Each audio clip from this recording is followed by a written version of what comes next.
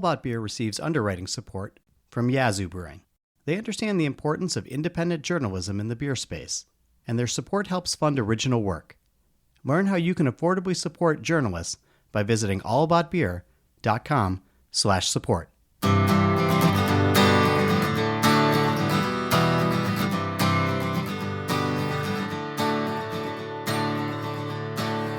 Welcome to Drink Beer, Think Beer, the podcast that gets to the bottom of every pint. I'm John Holl.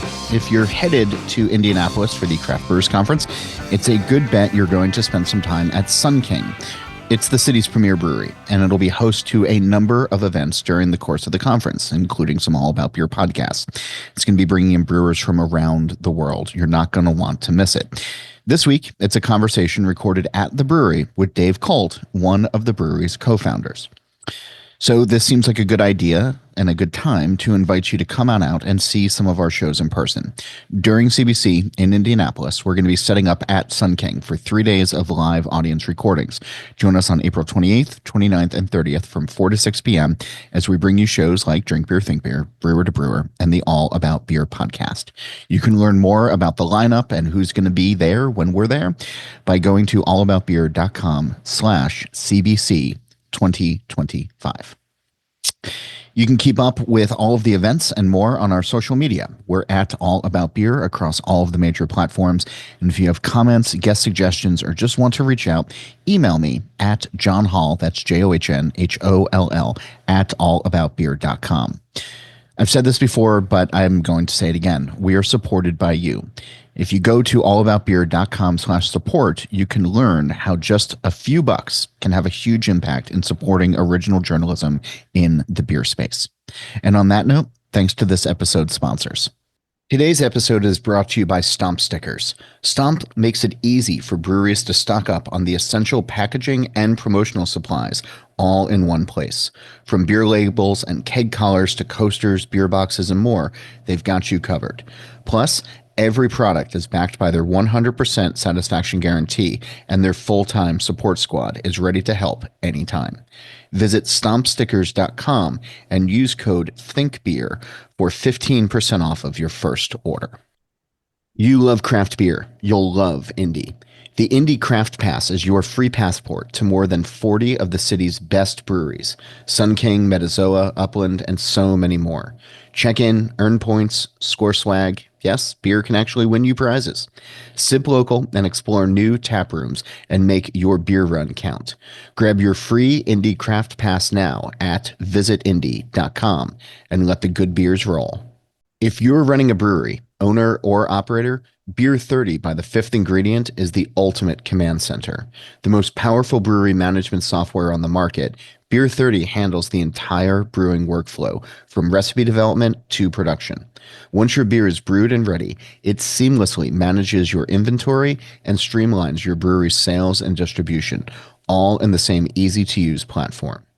Beer 30 lets you get back to the beer and to the people that made you fall in love with this industry in the first place.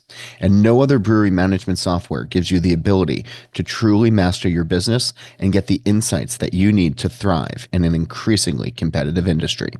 Visit thefifthingredient.com/allaboutbeer today to learn more and receive 3 free months of Beer 30. So I've told this story before, but I've known Dave Colt for more than 20 years. Back when I was a cub reporter at the Indianapolis Star, the only bar that was open late and within walking distance of my apartment was a downtown brewery.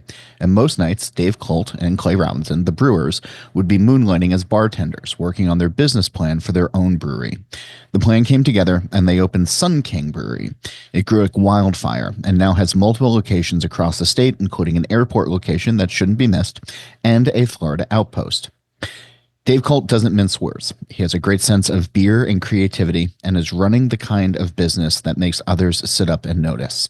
Spend some time at the brewery when you're in town and you'll see why. And you can also give this a listen as well. Recorded at the brewery in early February, it's my old pal Dave Colt. Here's our conversation. So I said this to you right before we went on.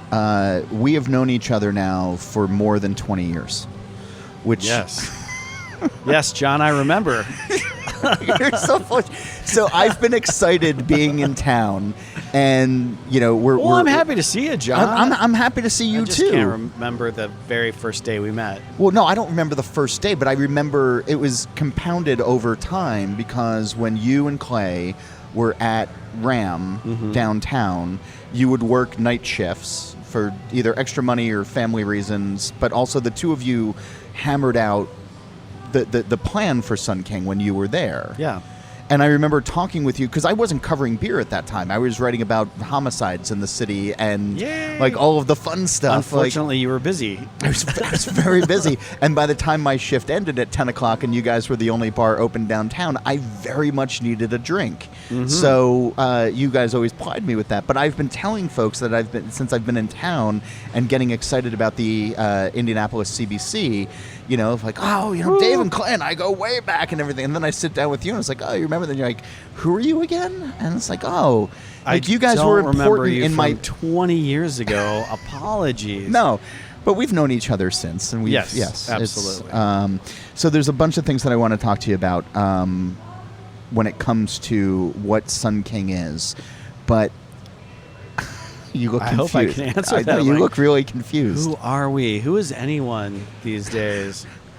What color is the sky? How far away are you from the original business plan that you and Clay put together as we sit here now? Well, at year 10, we thought we would be maybe 10,000 barrels if we were lucky. And you guys hit that in like year 3, right? Correct. Yeah. Yeah. Okay. And then it's been a slow climb down. Stop. Which one are you grabbing I don't know. to drink? So the first one, should we talk about this, or are we not talking about beer? I mean, we don't. It's your thing. I mean, typically I just talk to you and I just drink on the side. Like, I don't gotcha. need people to know what I'm drinking as we're doing this. Okay. Were you told that like we were going to be talking about the beers? Because like we can talk about the beers. I didn't have any preconceived notion of what this would be. No, I'm so glad you listen to the show on a regular basis and you understand.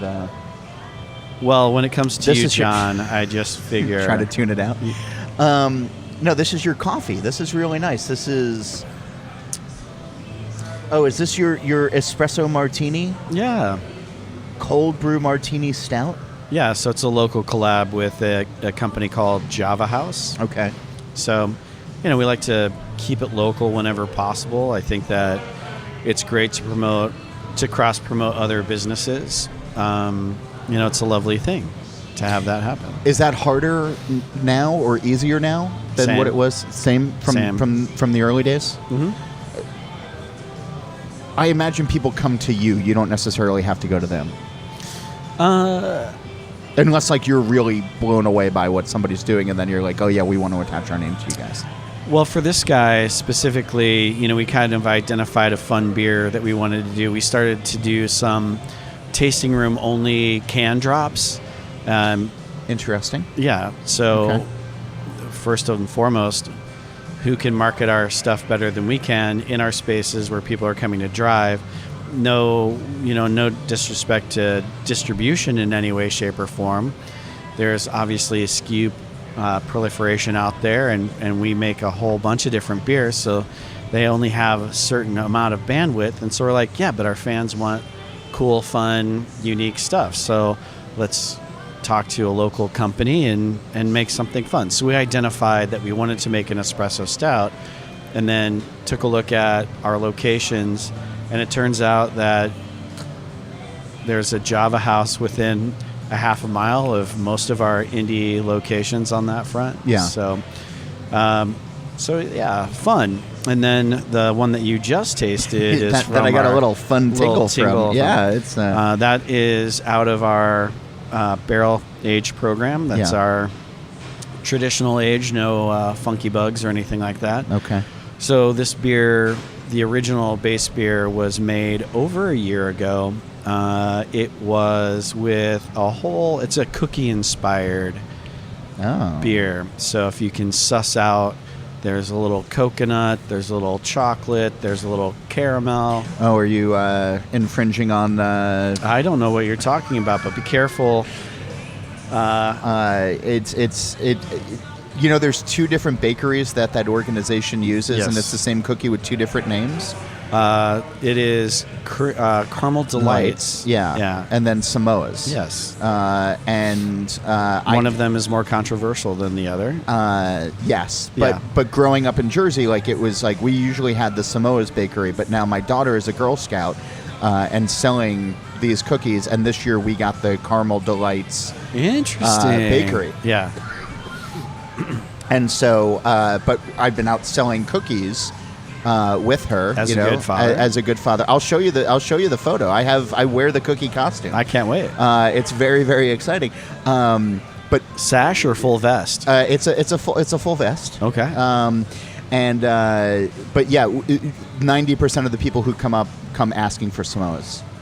But I feel like if I had some rum with those, that this is what this would be. This would be, yeah. I like this. And we're trying to have fun, right? So that's the Keebler people also make a similar cookie, so it isn't just a certain group of folks on that front, but inspired by, right? And so we decided what would be, that is just darling. Look at you, Cookie Dad. Cookie Dad. That's fantastic. Yeah. It's, yeah. And so we thought, it'd be really fun. Let's put it in some wood and see if it'll taste as good or better. So, this is why I don't prepare for conversations with you outside of like a few thoughts on the car ride over here, because like I wanted to go in a totally different direction. And but we can. And we'll get back to it in just a second. But when you think about, all right, we like this cookie, we have the tools, we Or have similar. the technology. Like where do you start to build from? Like what comes first, and then how is it layered to get it to where you're ultimately happy with it being on tap? Because with barrel-aged beers, and we might have had this conversation before. I don't remember all of our conversations, Dave. John, I'm disappointed. I'm always fascinated when it comes to barrel-aged programs of when brewers know, I'm doing air quotes, that Sure. that the beer is ready. And so when you're putting this together and then you're pulling nails and you get to the point you're like, yeah, this is where we want this to be. Yeah. What was it about this, and then how did you get there? That's a good question. From a standpoint of a lot of years of experience, I think I'll turn 29 in the business here next month. Wow. Which is Yeah. kind of fun and exciting. It's 6 years longer than I've known you. Yeah. Yeah. Absolutely. You remember that day, John? That first day at the Ram, you came in. It's like it's top 5 life experiences that I'll carry with me forever, Dave. Fabulous. So back to the question at hand here. We, you're trying stuff. You have an idea. Like we want the expression of the beer. We want it to still be beery. We want to coax out the spirit that was in there, flavors of, and then we want a nice little oak expression. And when the three of them, not one is more dominant than the other, when those three hit, then you're like, oh yeah, now is the time. Let's do it. Is there ultimately, because I know there's probably a bunch of you tasting through this, right? Andrew Hood, who's Yeah. our barrel program manager, and I. Yeah. Every Friday at about 11:30, you can find us both over there and pulling nails and tasting things and deciding on readiness or not. Are your palates aligned? Yeah, I think that we're really good for each other in that sense of where we want to go with that program, or what expression or artistic, if you can, quote unquote, direction that you go in. Then one of us will come up with a really fun idea, and then we'll go, well, how do we drive there? What do we do to get there on that front? And then also editing back too, and you're like, well, sometimes you get a little precious about all the love and care that you put into something, and then a barrel turn slightly in a direction that you didn't want it to go, even though you have done everything that you can. It's just one of those things. And then you have to say to yourself, I'm sorry, but you're not making the cut. Yeah. And then it has to go away from there. So staying on the barrel thing for a minute, because you guys have won routinely for a lot of the barrel age stuff at GABF, and then World Beer Cups coming through various town. Yeah, like I mean, I don't know like the full medal count. I don't know if you know your full medal count, but it's 45 between GABF and World Beer Cup. I think that's pretty at this point. significant. Yeah.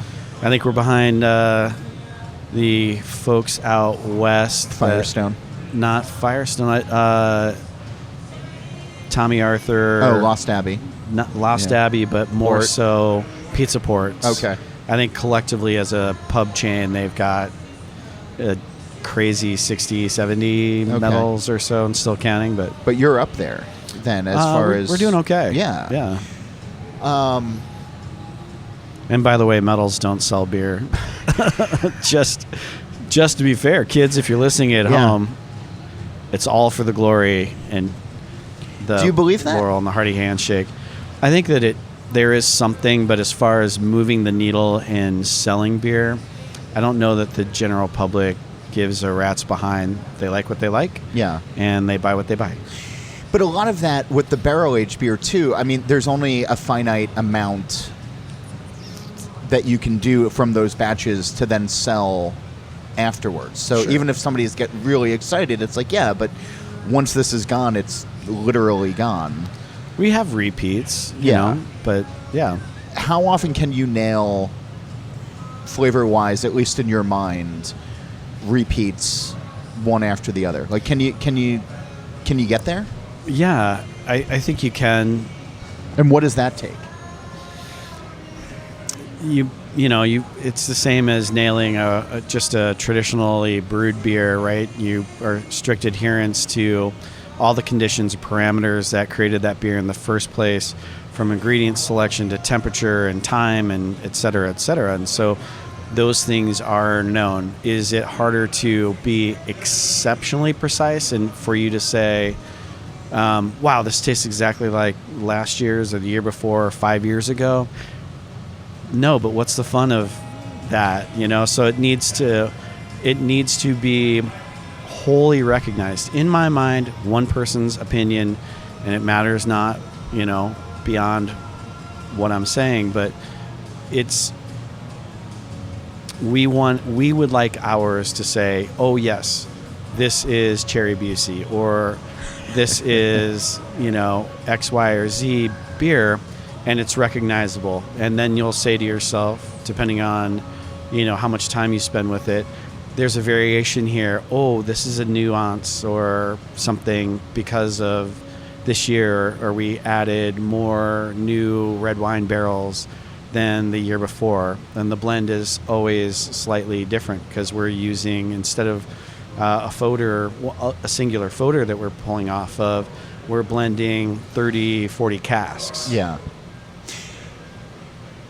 You've done a lot of cans with your barrel-aged beer, the screw top. The Illumitech. Is that what it's called? Trademark by Ball Corporation. Oh, is it? Yeah. Okay. I should probably know that as somebody who covers this industry, but I didn't know that there was a fancy TM'd name to it. Do you find that...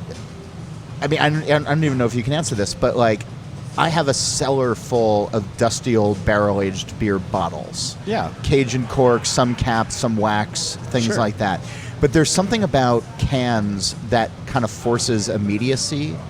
Do you think or know or have any sort of impression of, because you're canning a lot of these, that they are consumed quicker and therefore the drinker is getting what you intended them to taste, versus me opening up something from Tommy Arthur 10 years later and being like, this is garbage. This guy doesn't know what he's talking about. Why does Pizza Port have 60 medals? Well, that wouldn't be true. It wouldn't taste the same. It would be delicious. Tommy's fine. Yeah. He's not listening to this. It would be delicious.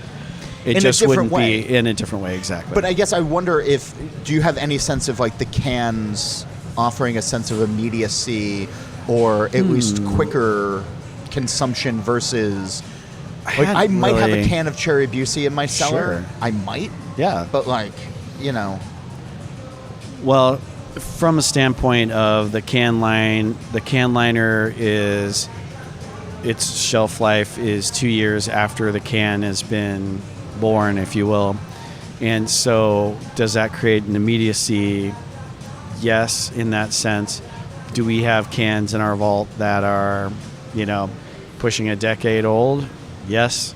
Does it taste the same as it was when it was packaged? No, but neither does the bottle. Right. I think that there's less micro-oxygenation coming into the can than there would be a cork and cage situation, right? Which is neither good nor bad, just different on that front. So if you want something to have more of a cream sherry note, then probably bottle aged, cellared for a period of time is going to give you that. Yeah. Or it could be vinegar. Right. Which, at some point, some of that wet cardboard, some of that oxidation, some of the oxidation. Jesus Christ, that Girl Scout beer is hitting me now. Don't say that word. And inspired by a cookie, a youth organization. Inspired by a cookie. Just inspired by a cookie. We don't like cease and desists over here, John. No, who does? No, that's fine. But there's something to be said for if I get a beer fresh and it has wet cardboard notes, it's like, oh, this is kind of gross. But then if somebody says, oh, this is 10 years old, it's like, oh, well done, old chap. Like, it's one of those kind of... It's like, hung in there. Yeah. Yes. Oh, yeah, yes. Bravo. Yeah. More in a moment, but first, a quick word from this episode's sponsors. Streamline your supply chain with Stomp Stickers, the ultimate one-stop shop. Get everything you need in one place with easy online reorders, competitive pricing, and crazy fast turnarounds. Hassle-free ordering and a smooth experience are what Stomp is all about. See for yourself at stompstickers.com and use the code THINKBEER for 15% off of your first order. You love craft beer. You'll love Indy. The Indy Craft Pass is your free passport to more than 40 of the city's best breweries: Sun King, Metazoa, Upland, and so many more. Check in, earn points, score swag. Yes, beer can actually win you prizes. Sip local and explore new tap rooms and make your beer run count. Grab your free Indy Craft Pass now at visitindy.com and let the good beers roll. If you're running a brewery, owner or operator, Beer 30 by The Fifth Ingredient is the ultimate command center. The most powerful brewery management software on the market, Beer 30 handles the entire brewing workflow, from recipe development to production. Once your beer is brewed and ready, it seamlessly manages your inventory and streamlines your brewery's sales and distribution, all in the same easy-to-use platform. Beer 30 lets you get back to the beer and to the people that made you fall in love with this industry in the first place. And no other brewery management software gives you the ability to truly master your business and get the insights that you need to thrive in an increasingly competitive industry. Visit thefifthingredient.com/allaboutbeer today to learn more and receive 3 free months of Beer 30. And now back to my conversation with Mr. Dave Colt of Sun King Brewing in Indianapolis. When I walked in here, and I don't know how many times I've been in this location. I don't think I've ever been to any of your other many locations. Curious. I'm a creature of habit. Mm-hmm. Like, I just, I know where this is. I know how to walk home from here. We also have the most taps of any of the other locations. I mean, it's 36. 36? Yeah. But what I love about walking in here, and this is where I originally wanted to go with you in the limited time that we have left. But I walked in, and Sunlight Cream Ale is on, Osiris Pale Ale is on, and Weemac, your Scottish beer is on. Mm-hmm. And those have been since almost day one, if not day Correct. one, to begin with. Yeah. And they're prominent and they're drinking well. And like WeMac was the first beer that I had when I walked in. It'll be the last beer I have before I leave. It's just, I don't get a lot of that where I live. But then you have all of this other fuck around stuff, like which is fun, and like Whoa. the barrel aged stuff. No, I It's mean, getting a little spicy over here, but John. I mean that in a good way, like where like you're messing around with various ingredients and all the barrel aged stuff, and then you have collaborations that you're doing with various places. You're doing the Indianapolis Brewing Company lager. You're doing like all this other things, but 3 beers that you started with are still here today and presumably kicking fairly well, because otherwise, you guys aren't dumb, like you'd get rid of them. Yeah, like you're not holding on to a darling just for the sake of a darling. So talk to me about the longevity of, I won't use the word flagships, but like stalwarts, early days. Like, sure. Yeah.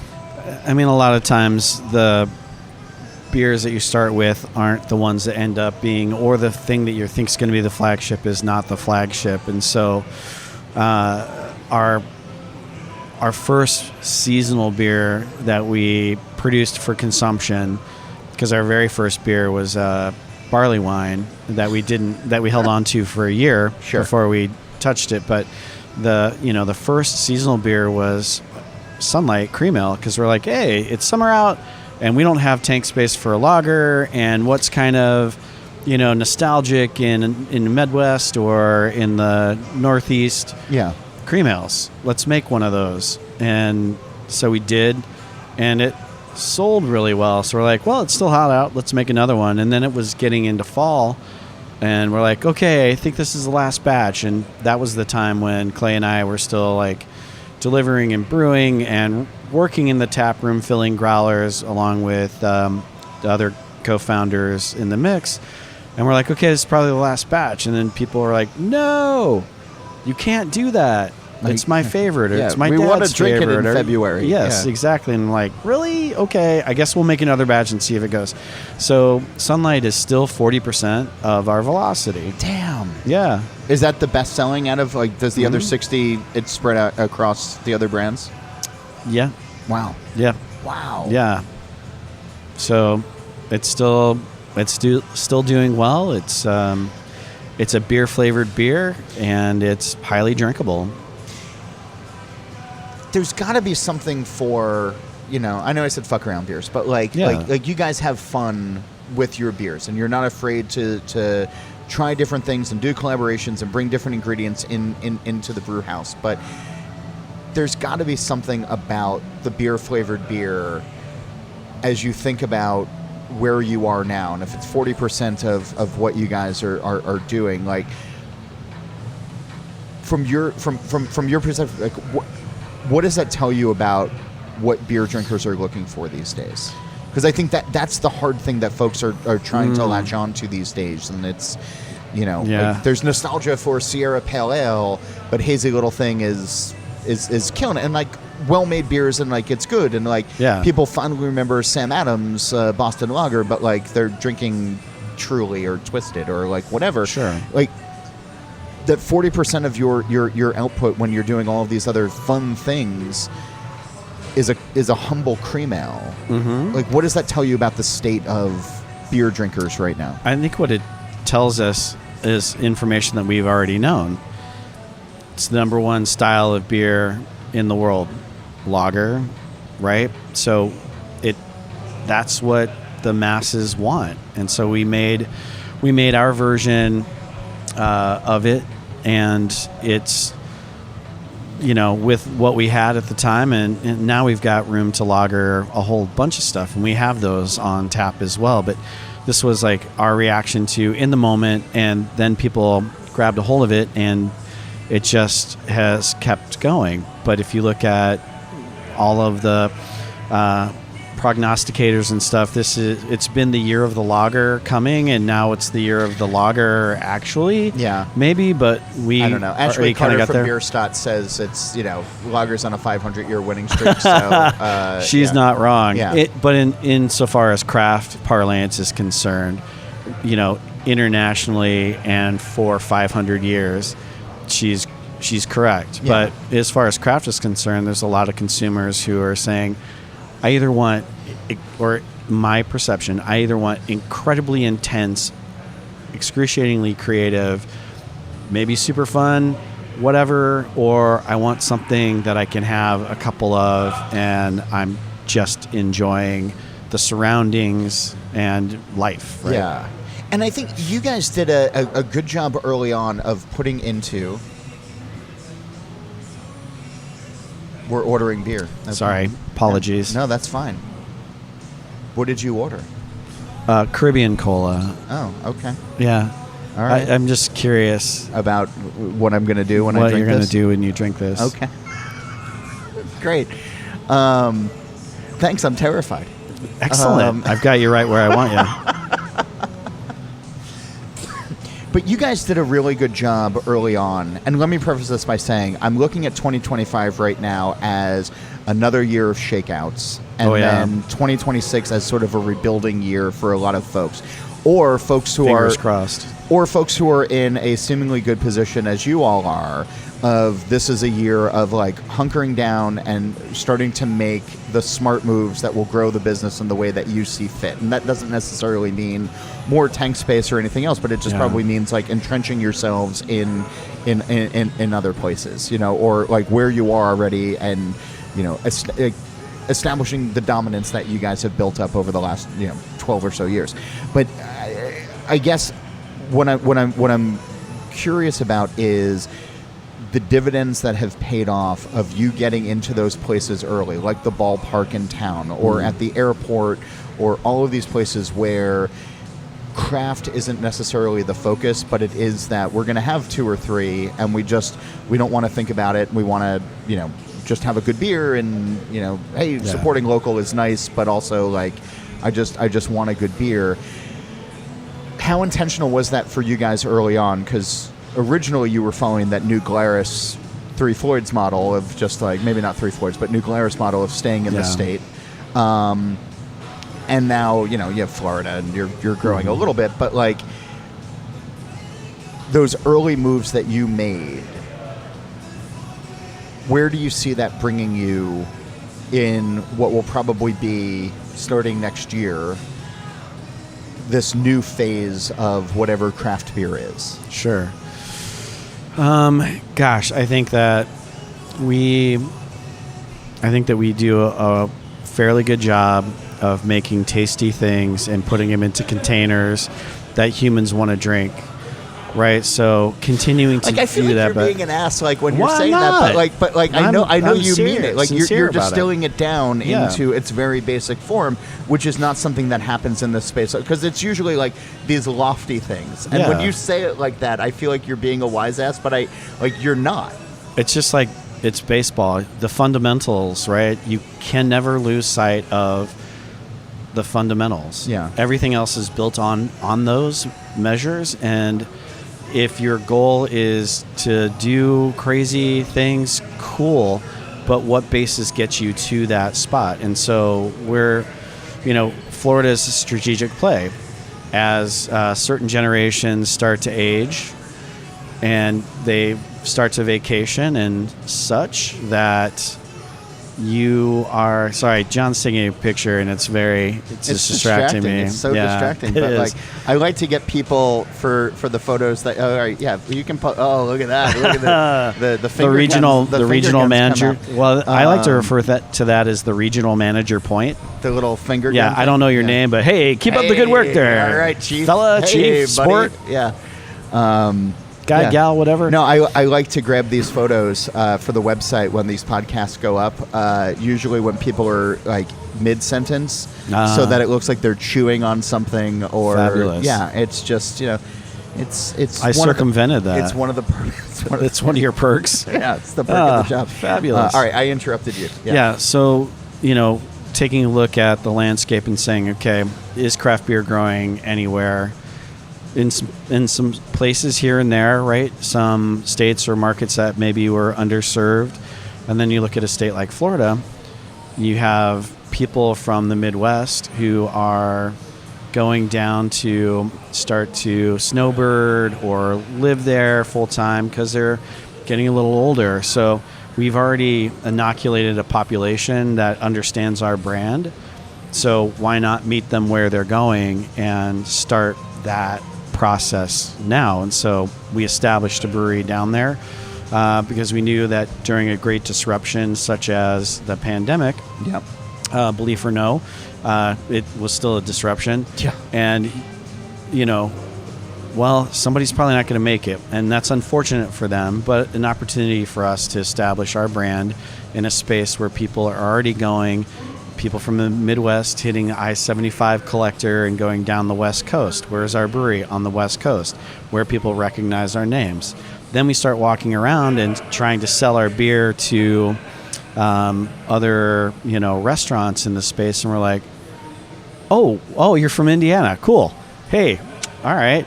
The Midwest Mafia is alive and well, and so taking a look at and thinking about strategically where we want to be and where that growth is going to come from. And then also pivoting to, so many people are doing co-manufacturing. We've started that pivot several years ago.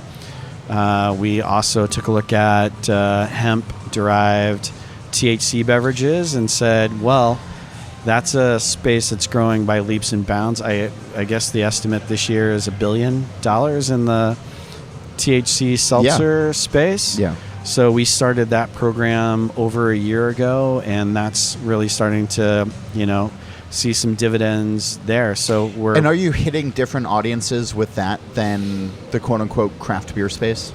I would say yes. Yes, for sure. But also in a sense, like the first day we had our THC seltzer on tap, I wanted to be behind the bar to explain to folks, it's a little newer here in Indiana. Is it on tap here now? It's canned now. We migrated to canned flavors. Smart. Well, not that we didn't have the draft line for it, but we didn't also want to freeze it because there's nothing to keep it from freezing at 32 degrees. Yep. Yeah. On that front, but I was standing there chatting up. I think the first person that came in to buy.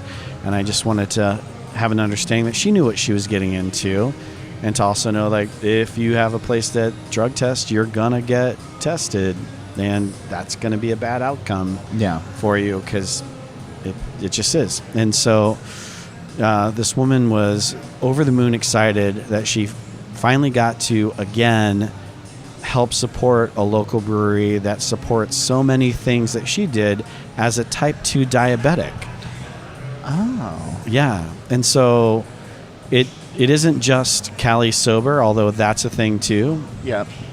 Right? But it is also then serving a population who still wants to have that refreshment in their hand and still be part of the party and not be the outcast who's drinking like, oh, do you want another Diet Coke? No, man, I've had 3. Right. Yeah.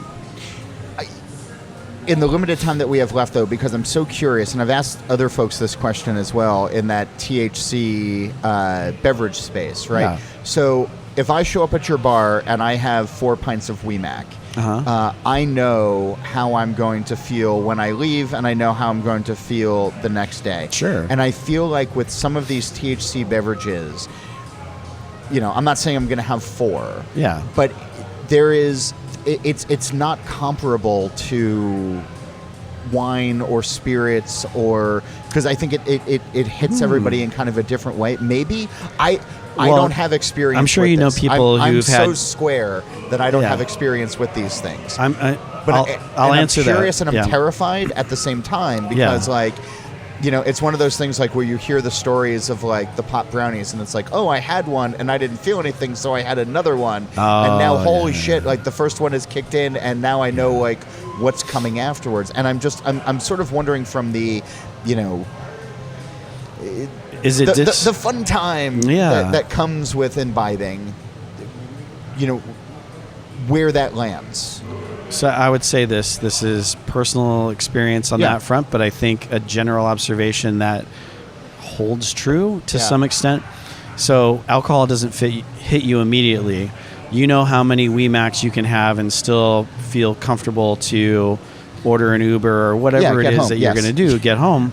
Absolutely order the Uber. But yes. The only reason why you know that is through the experience of all the times. Repetition. Right.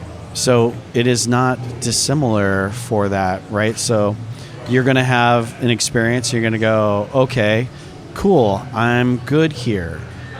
And then you go. So the seltzers tend to hit more sooner than, say, a gummy might, because that's more dependent on how much food you've had, how long it takes to break down, is it pectin based or, horse hooves or whatever. No, I'm just kidding about the horse hoof part, but see, I'm a square. I don't know. I was like, sure, tell me more. And so, you can have a gummy and then you want it to hit, and then later it's the pop brownie thing, like, I don't feel anything, and then I can't feel my face anymore, sort of a thing.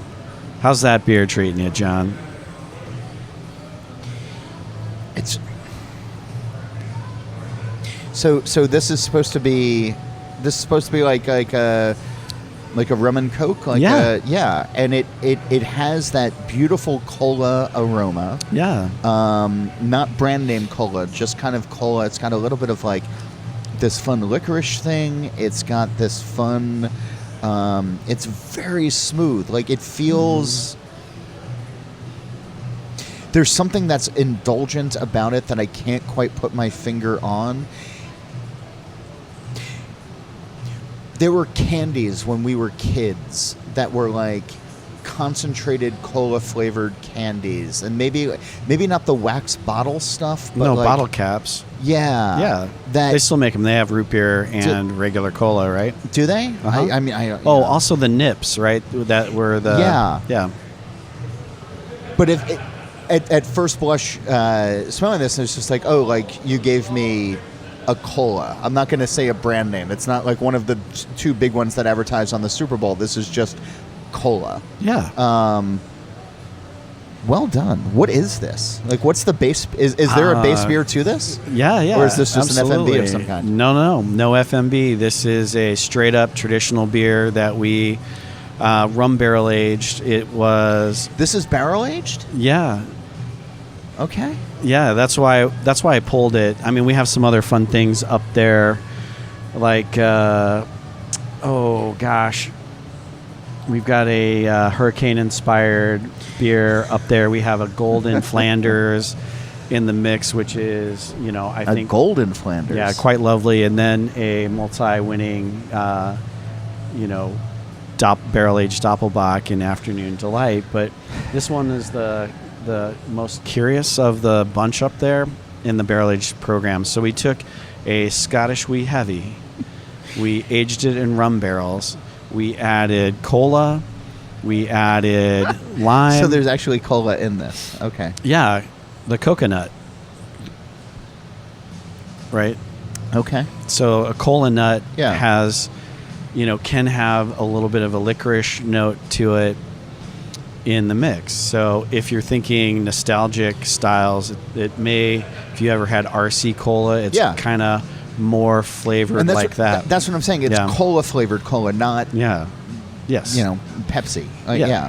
Coke. Yeah, this is. Yeah, I really like this. Like it's fun, isn't it? This is fun. This is. All right, so I have like 2 minutes left with you. Did we finish the last question? I don't know. Did we? I mean, you added a lot of things. Caveats. Oh, sorry, the question before that, Yeah. I'm good if you're good. Okay. It's your show. Barely. I think that there was sort of this like collective, when CBC was announced that it was coming to Indianapolis. Oh man, we worked really hard to get it here. And I'm glad that it is. And like having lived here in the past and having known you for 20 plus years now, and excited about all 23 years of your success, and seeing how the city has evolved, not just beer wise, but also just culturally. And I think people who come here are going to have a good time. What are two things quickly Ooh. that you would tell folks to do when they're in town that are non-beer related? Because obviously, like, you guys being the biggest brewery downtown, Yeah. this is where most people are going to be, and not just because we're going to do a whole suite of podcasts, but like people are just going to be here no matter what. So when they are not drinking, if that's even a possibility during a CBC, where are the two places that they go? If you are a motor sports fan, you got to go out to the racetrack, right, and check it out. It'll be just about the beginning of rookie orientation and all that kind of good stuff. But the museum will be open, right, because it's May. It'll be May, you'll be right there. To the race. Yeah, so there should be a nice electricity around the race at that point in time. And then I think there's a lot of linear bike paths and things. So rent a bike or a scooter and just cruise around. It's such a awesome little walkable city that has little pockets of fun all over the place. So if you want a cute little park, or zip down to the canal, or catch a baseball game, our AAA minor league baseball stadium is consistently ranked as one of the top baseball stadiums in the country. So there's a lot to do here. It'll be like if you went to the Minneapolis one. It'll be similar in that it's a walkable, fun city to get around in. Yes. Okay. Yeah. I like it. Ta-da. Thanks for doing everything that you do. Thank you, John. Such an ass.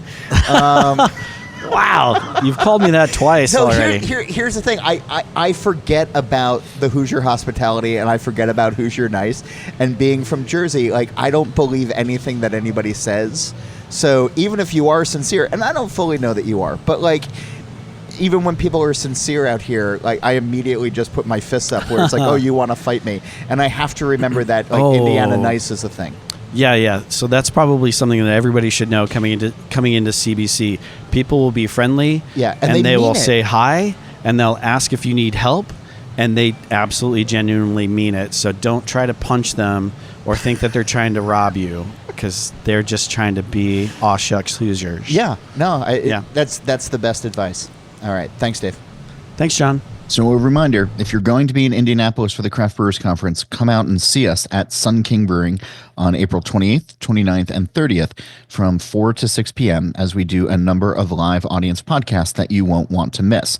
Also on the 29th, M. Souter of Pints and Panels is going to be hosting her 15th anniversary as a pop-up. So you can come get great Pints and Panels merch, hang out with M, hang out with Don Tess. I'll be there. I'll buy you a beer. Just say, hey, I heard this on the podcast. I'll buy me a beer, and I will.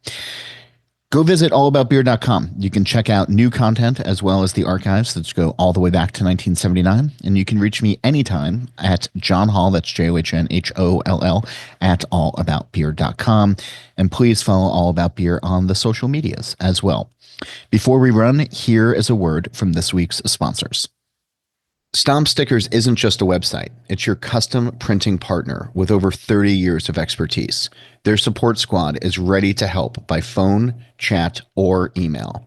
Combining top-notch customer service with a super easy-to-use site, they're all about making sure you get exactly what you need, fast. Shop with confidence thanks to their 100% satisfaction guarantee. Visit stompstickers.com and use code ThinkBeer for 15% off of your first order. You love craft beer. You'll love Indy.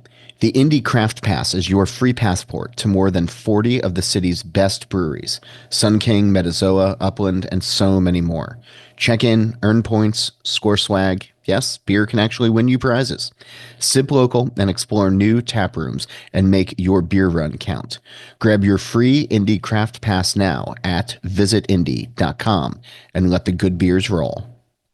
If you're running a brewery, owner or operator, Beer 30 by the Fifth Ingredient is the ultimate command center.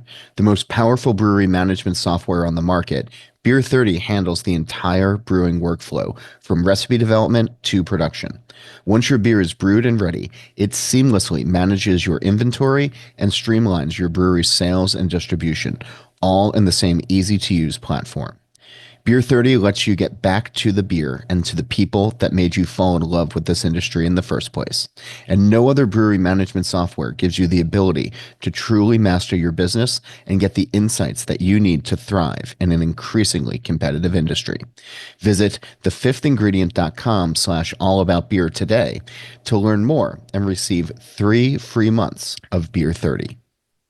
Okay, All About Beer has a podcast channel. Search and subscribe on your podcast platform of choice.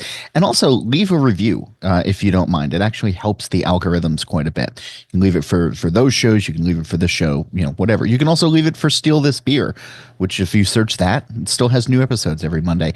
And the BYO Nano podcast, which comes out on the 15th of every month. Just, leave all the reviews in all the places. Anyway, as for this show, Nate Weber does the music. Jeff Quinn designed our logo. I'm John Holl. New episodes release every Wednesday, and that's when I'll be back again to drink beer and to think beer.